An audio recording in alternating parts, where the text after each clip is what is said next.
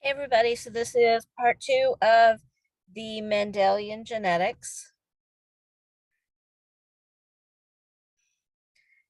And so we're going to start with monohybrid crosses.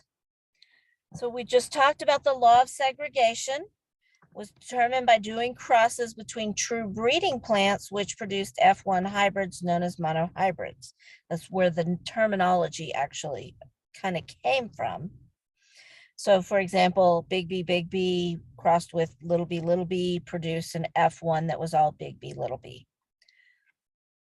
So monohybrid crosses technically are a cross between the F1 hybrids. That's where it all originated. Nowadays, we use that terminology for basically any single trait cross, but that's where it originated. Okay. The other law that Mendel came up with was the law of independent assortment. Mendel's second principle said that genes for one trait are not inherited with genes for another trait.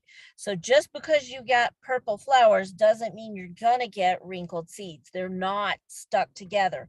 They're totally separate entities, and so each one will be inherited independently. So pod color is separated from pod shape.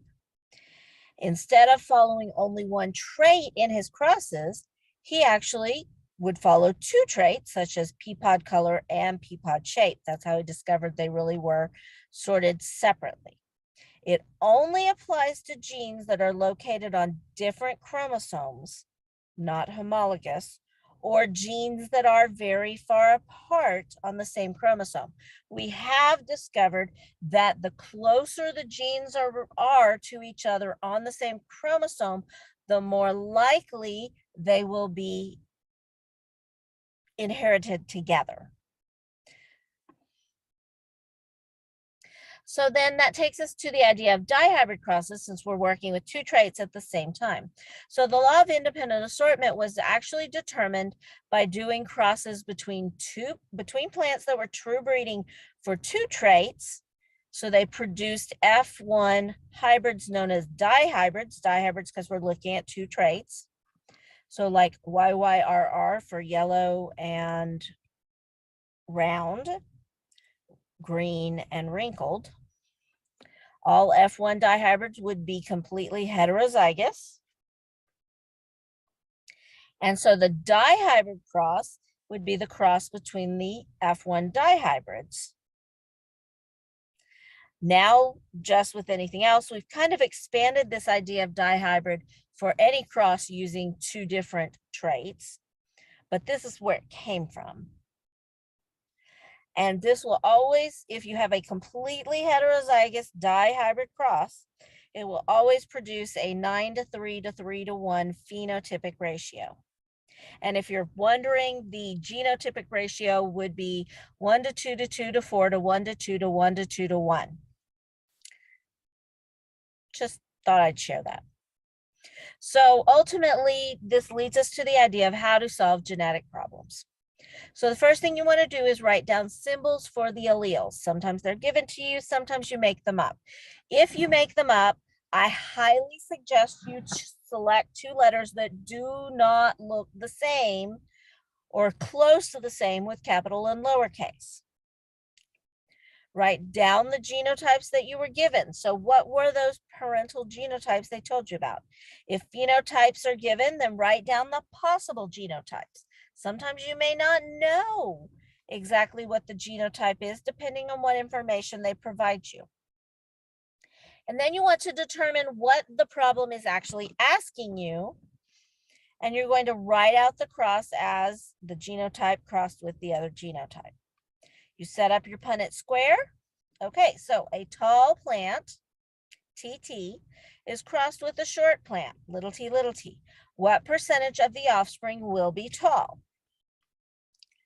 Honestly, I can answer that one without doing a cross. How to write out, you write the symbol. So it's a key, basically. You're telling me, what do these letters mean? Then you write out the given genotypes. and you write out the cross.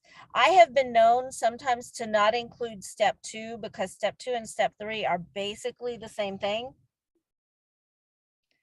Then you'll set up the Punnett square and cross them.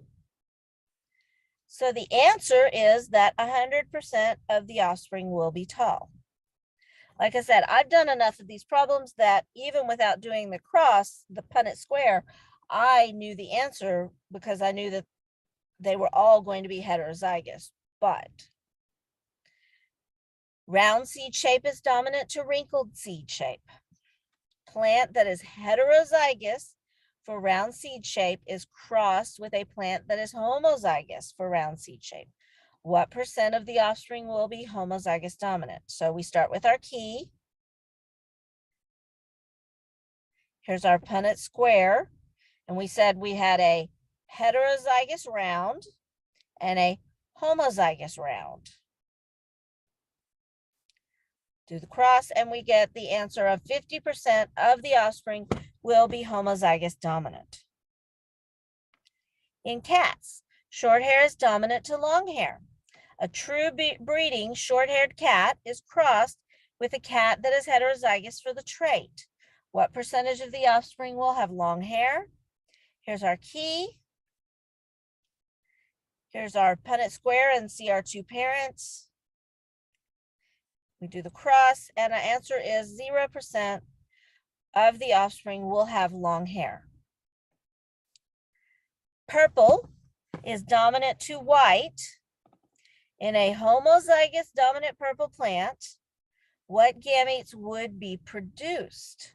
What about in a plant that is heterozygous? So this isn't actually asking for the cross, but it's asking you what will the gametes be? So homozygous dominant, they're both going to be capitals. A heterozygous, you're going to get a capital and a lowercase.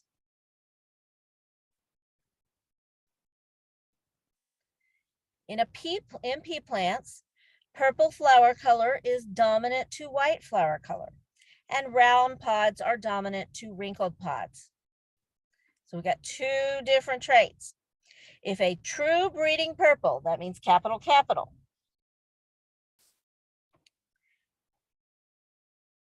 flowered round pod plant, so it's going to be capital, capital, is crossed with a true breeding white wrinkled, so those are all lowercase, what will the resulting F1 generation be? You don't have to do a Punnett square.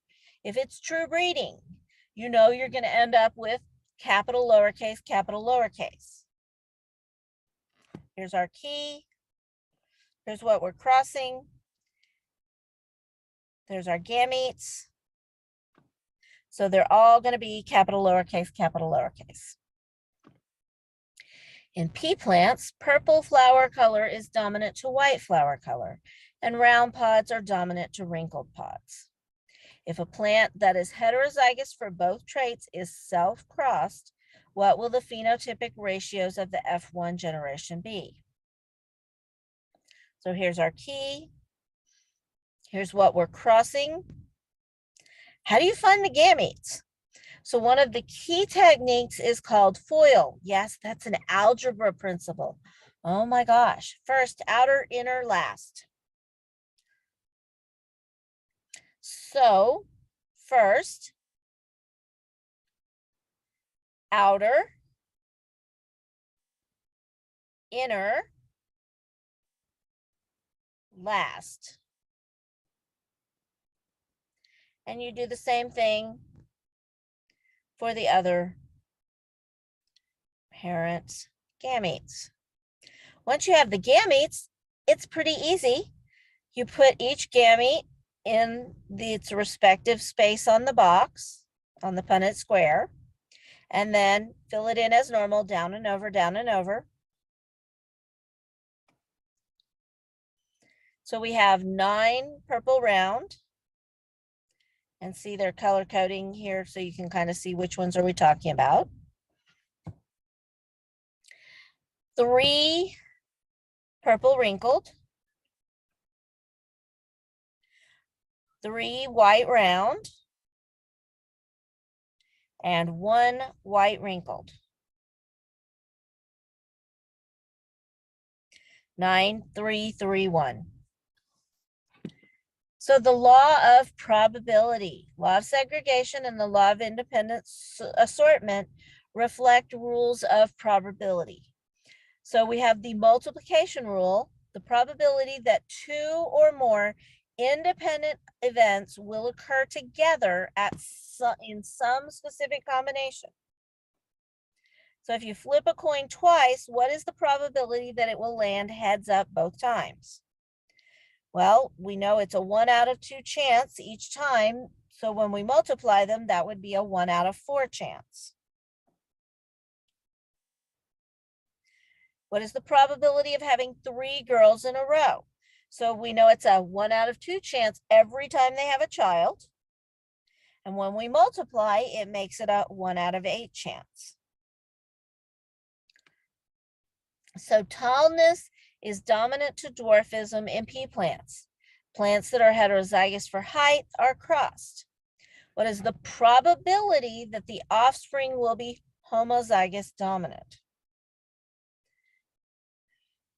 So here's our key and our cross.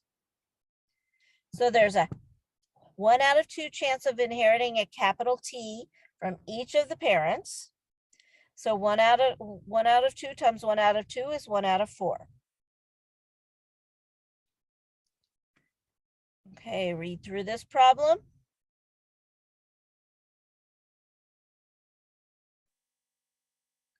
So the rule of multiplication allows you to not do the actual Punnett square. You work through a letter at a time in the initial cross. So looking at our A's, what's the chances here, right?